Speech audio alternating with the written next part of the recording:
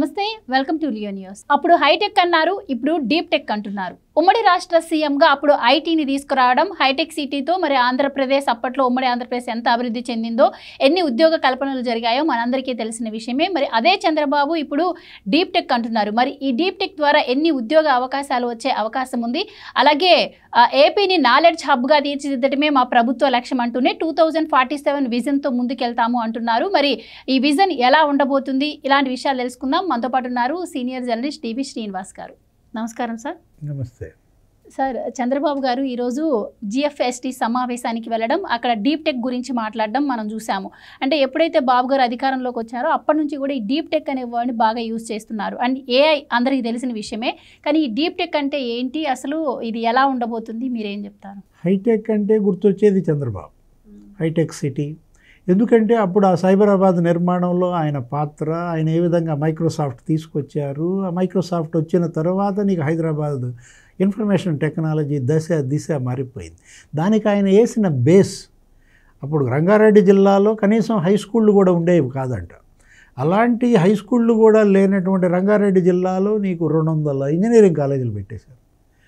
200 engineering కాలేజీల నుంచి ప్రతి సంవత్సరం నీకు వేల సంఖ్యలో ఇంజనీరింగ్ గ్రాడ్యుయేట్స్, ఐటీ నిపుణులు. ఇవాళ 70 దేశాల్లో వాళ్ళంతా స్థిరపడిపోయిన పరిస్థితుల్లో. నిన్న ధర్మపురి అరవింద్, డి శ్రీనివాస్ కొడుకు ఏమంటున్నాడు, న్యూయార్క్లో టైమ్ స్క్వేర్ దగ్గర నిలబడి తెలుగులో మాట్లాడితే నలుగురు వెనక్కి తిరిగి చూస్తారు, ఎక్కడ ఎందుకు వచ్చావని అడుగుతారు. అంటే ఇవాళ దేశ విదేశాల్లో ఇన్ఫర్మేషన్ టెక్నాలజీ అంటే తెలుగు అంటే ఐటీ అనే ఒక ఇవాళ ఇమేజ్ వచ్చిందంటే దానికి చంద్రబాబు ఆనాడు వేసిన బేస్. ఈరోజు డీప్ టెక్ అంటున్నాడు. అప్పుడు హైటెక్ ఏంటి, ఇప్పుడు డీప్ టెక్ ఏంటి అంటే ఇవాళ డీప్ టెక్నాలజీ ఇదేంటి, ఇక రాబోయే తరం, ఇక రేపటి గేమ్ చేంజర్ అన్నమాట. ఇప్పుడు ఏది ఆర్టిఫిషియల్ ఇంటెలిజెన్స్లో మనం మొన్న కూడా చూసాం. అసలు ఏఐ యూనివర్సిటీ ఒకటి పెట్టబోతున్నారు ఏపీలో. అసలు అమరావతి అంటే ఏఐ అంట. ఈ అబ్రివేషన్ నీకు తెలుసా? అమరావతిలో ఫస్ట్ లెటర్ ఏంటి, లాస్ట్ లెటర్ ఏంటి? ఇప్పుడు నీకేంటి, ఏపీ అనగానే గతంలో ఏమనేవాళ్ళు, A for Amaravati, P for Polavaram అనేవాళ్ళు. ఇప్పుడు అమరావతి అంటే ఆర్టిఫిషియల్ ఇంటెలిజెన్స్ అంటున్న నేపథ్యంలో ఈరోజు మనం చూసాం గూగుల్ వాళ్ళతో ఒప్పందం. గూగుల్ క్లౌడ్ ఏది మొత్తం యూనివర్సిటీలు, ఇంజనీరింగ్ కాలేజీలు, నీకు హై స్కూల్ స్టాండర్డ్ నుంచి నీకు నైపుణ్యాభివృద్ధి, విద్యార్థుల యొక్క స్కిల్ డెవలప్మెంట్. అదే మొన్న మనం అనుకున్నది కూడా స్కిల్ సెన్సస్ ఆల్రెడీ ప్రయోగాత్మకంగా మంగళగిరిలో జరిగింది. స్కిల్ సెన్సస్ అంటే ఇప్పుడు యువతకు ఉన్నటువంటి నైపుణ్యాలు ఏ స్థాయిలో ఉన్నాయి, వాళ్ళు ఉపాధి పొందాలంటే వాళ్ళల్లో నైపుణ్యాభివృద్ధి ఎలా చేయాలి, దానికి గూగుల్తో ఇవాళ ఒప్పందం. ఈ అగ్రిమెంట్ ద్వారా అదే గూగుల్ క్లౌడ్ సెంటర్ రేపొద్దున విశాఖపట్నంలో కూడా రాబోతుంది. ఈరోజు విశాఖపట్నంలో ముఖ్యమంత్రి ఉన్నారు, అక్కడ జిఎఫ్ఎస్టీ అక్కడ సమావేశానికి ఆయన హాజరయ్యారు. నీకు దగ్గర ఒక 10 రంగాలలో వాళ్ళు దిశానిర్దేశం ఈ డీప్ టెక్ గురించే. డీప్ టెక్తో పాటు గౌటెక్ కూడా. మళ్ళీ నువ్వు గౌటెక్ ఏంటంటావు? ఏంటంటే ఇవాళ డీప్ టెక్లో ఆర్టిఫిషియల్ ఇంటెలిజెన్స్ మాత్రమే కాదు, నీకు అక్కడ బయోటెక్నాలజీ, బీటీ ఏది ఆ బయోటెక్నాలజీ పార్కులు అభివృద్ధి చేసింది కూడా హైదరాబాద్లో ఈయనే. అప్పుడు ఉమ్మడి రాష్ట్ర సీఎంగా జినోమ్ వ్యాలీ అని పెట్టాడు. అప్పుడు అంతా ఏదో విమర్శలు చేస్తారు, చంద్రబాబు ఏది చేసినా తిట్టేవాళ్ళు ఎక్కువ మంది ఉంటారు.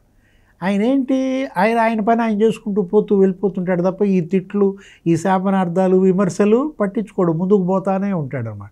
ఇప్పుడు ఆ జినోమ్ వ్యాలీ ఇవాళ మరి కర్ఫ్యూ సిటీ అనుకునే హైదరాబాద్ని కరోనా వ్యాక్సిన్ సిటీ చేసి పారేసింది.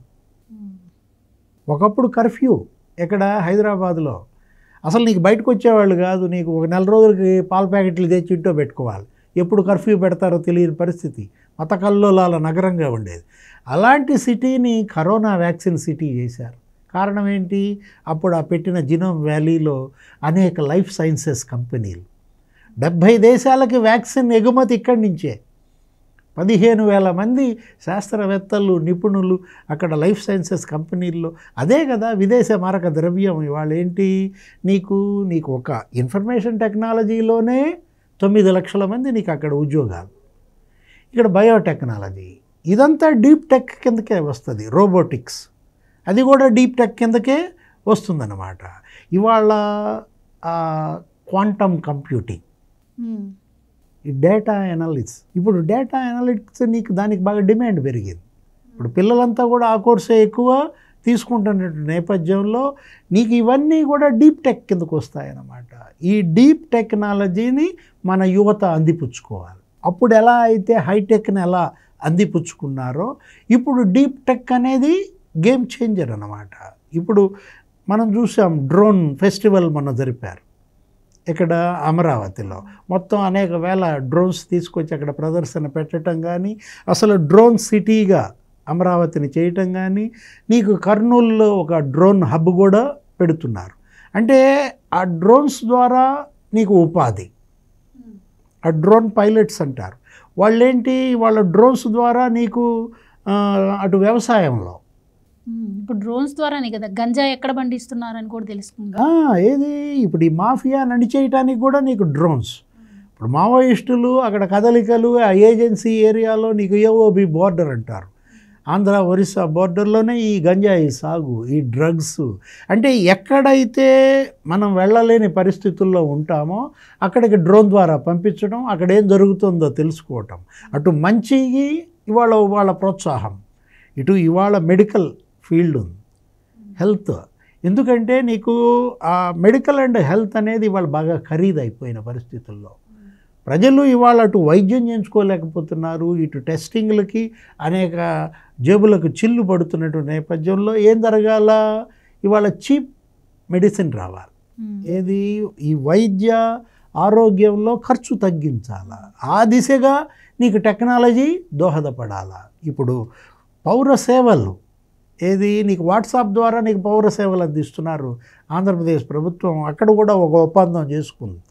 ఏంటి, నీకు కావాల్సినటువంటి నీ ఆధార్ సర్టిఫికెట్లు, లేకపోతే డెత్ సర్టిఫికెట్లు, ఈ బర్త్ సర్టిఫికెట్లు, క్యాస్ట్ సర్టిఫికెట్లు, ఇవన్నీ కూడా నీకు అసలు ప్రపంచంలో ఎక్కడున్నా నీకు వాట్సాప్ ద్వారా అందేటట్టుగా. అంటే ఈజ్ ఆఫ్ లివింగ్, అంటే నీకు జీవన విధానం సులభతరం చేయడం. నీకు రోజుల తరబడి నీ పని ఆపుకుని, నీ జాబ్ మానుకుని నువ్వు వెళ్ళాల్సిన అవసరం లేదు. నీ స్వగ్రామానికి పోవటం, నువ్వు వెళ్ళి నీ బర్త్ సర్టిఫికేట్ అడగటం. దానిపైన ఈరోజు విశాఖలో కూడా ముఖ్యమంత్రి చంద్రబాబు మాట్లాడుతున్న విధానం ఏంటి, పుట్టేది ఒకసారే, గిట్టేది ఒకసారే.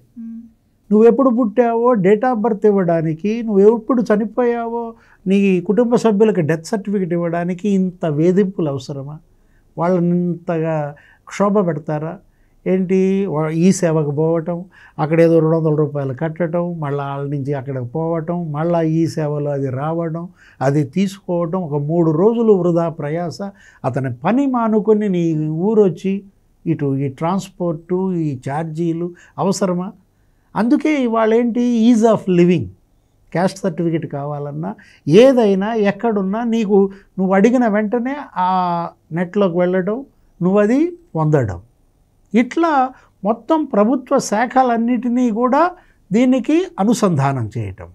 అండ్ ఇంకోటి సార్, 100% గ్రీన్ ఎనర్జీకి వెళ్ళాలన్నదే మా లక్ష్యం అని చెప్పి కూడా ఆయన చెప్పడం జరిగింది. అండ్ ఇంకోటి మనం చూసాం ఇంతకుముందు ఇంటికి ఒక ఐటీ ఉద్యోగి అని చెప్పి, ఇప్పుడు మరి ఇంటికి ఒక పారిశ్రామికవేత్త అని కూడా ఆయన మాట్లాడుతున్నారు. దీన్ని ఎలా చూడొచ్చు? అది ఏది మంచి పాయింట్ నువ్వు అన్నది. 1 ఫ్యామిలీ 1 ఐటీ స్కిల్డ్ అనేవాడు గతంలో.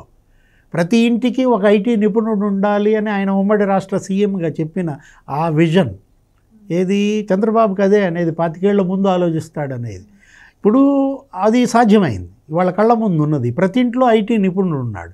ఇవాళ ఐటీ నిపుణుడు లేని ఇల్లు నీకు 2 తెలుగు రాష్ట్రాల్లో లేరు. ప్రతి ఇంట్లో ఎన్ఆర్ఐ ఉంటారు. ఎందుకంటే విదేశాల్లో ఎంఎస్ చేసుకుంటానో, చదువుకుంటానో, ఉద్యోగం చేస్తూనో. ఈరోజు ఏమంటున్నారు, 1 ఫ్యామిలీ 1 ఎంటర్ప్రెన్యూర్. ప్రతి ఇంటిలో ఒక పారిశ్రామికవేత్త రావాలి. ఎందుకని, యువత ఇవాళ జాబ్ సీకర్స్ కాదు, యువత ఇవాళ జాబ్ క్రియేటర్స్గా మారాలి. నువ్వు నీ ఉపాధి నువ్వు పొందటమే కాదు, 10 మందికి నువ్వు ఉపాధి కల్పించేలాగా నువ్వు ఎదగాలి. నీలో ఆత్మవిశ్వాసం పెరగాలి. దానికి తగ్గ నైపుణ్యాభివృద్ధి స్కిల్ డెవలప్మెంట్ సెంటర్ తెచ్చుకోవాలి. నీకు కావాల్సిన ప్రోత్సాహం ప్రభుత్వం ఇస్తుంది. ఇవాళ ఏంటి, ప్రభుత్వ పరంగా రాయితీలు ఇస్తాం, ప్రభుత్వ పరంగా భూములు ఇస్తారు, విద్యుత్ ఇస్తారు, ఏది కావాలంటే అది. ఉపాధి మీరు ఎంత ఎక్కువ కల్పిస్తే మీకు ప్రభుత్వ ప్రోత్సాహం అంత ఎక్కువ ఇస్తామంటూ ఇవాళ సూపర్ 6 పాలసీలు తీసుకొచ్చారు. అసలు ఇండస్ట్రియల్ పాలసీ ఇదే. ఏది 2024 నీకు వికసిత ఆంధ్రప్రదేశ్ అన్నావు ఇందాక నువ్వు.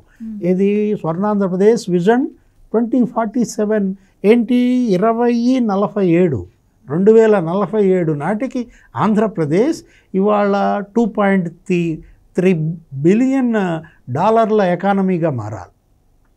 నీకు తలసరి ఆదాయం $43,000 రావాలి. నీకు 15% గ్రోత్ రేట్ పెట్టుకున్నారు. 15% వృద్ధి రేటు సాధించాలా. అటు వ్యవసాయంలో, ఇటు సేవల రంగంలో, అటు టూరిజంలో, మొత్తం పర్యావరణం. ఇందాక నువ్వు అన్నది ఎన్విరాన్మెంట్, ఏది గ్రీన్ హైడ్రోజన్, గ్రీన్ అమోనియా. రేపొద్దున ఎప్పుడో విశాఖపట్నంలో నరేంద్ర మోడీ శంకుస్థాపన చేయబోతున్నారు గ్రీన్ హైడ్రోజన్ హబ్. అక్కడ అనకాపల్లి దగ్గర, పూడిమడక దగ్గర ఎక్కడో 65,000 కోట్ల పెట్టుబడులు. దాంట్లో నీకు దగ్గర నీకు ఒక 65,000 మందికి ఉపాధి ఏర్పడుతుంది ఆ ఒక్క దాంట్లోనే. అంటే ఏంటి, కాలుష్య రహిత ఇంధన వనరులుగా ఆంధ్రప్రదేశ్ మారాలి. సౌర విద్యుత్ కానీ, పవన విద్యుత్ కానీ, గ్రీన్ హైడ్రోజన్ కానీ, అసలు నీకు రాబోయే వెహికల్స్ కూడా హైడ్రోజన్ వెహికల్స్ అంటున్నారు. ఇప్పుడు ఏంటి, మీరు ఈవీ వెహికల్స్ వచ్చారు. ఇప్పుడు మీకు ఛార్జింగ్ పెట్టుకుని నీ స్కూటీ వేసుకెళ్తున్నావు, ఛార్జింగ్ పెట్టుకుని నీ కారు బయటకు తీస్తున్నారు. ఇప్పుడు రేపొద్దున రాబోయేది హైడ్రోజన్ వెహికల్స్ అన్నమాట. అంటే ఇవాళ రాబోయే ప్రధాన సమస్య, ప్రాణాంతకమైన సమస్య మనకేంటి, పర్యావరణం. ఈ కాలుష్యం, వాతావరణ కాలుష్యం. ఇప్పుడు ఢిల్లీ విపరీతంగా ఇబ్బంది పడుతోంది. హైదరాబాద్లో కూడా ఇక్కడ కూకట్పల్లి ఏరియాస్ పూర్తి కాలుష్య కాసారాలుగా మారిన నేపథ్యంలో మొత్తం ఇవాళ గ్రీన్ హైడ్రోజన్ వైపు మరలుతున్న నేపథ్యం. ఎందుకంటే అది ఇవాళ తక్కువ ఖర్చు, నీకు ఎక్కువ లబ్ధి. వీటన్నిటిపైన ఈరోజు విశాఖపట్నంలో GFST సమావేశం. ఇవాళ అక్కడ చర్చ. రాబోయే మరి వికసిత ఆంధ్రప్రదేశ్, వికసిత భారత్కి అది దిశానిర్దేశం అన్నమాట. థ్యాంక్ యూ సో మచ్ అండి. Please subscribe to Leo news for more videos.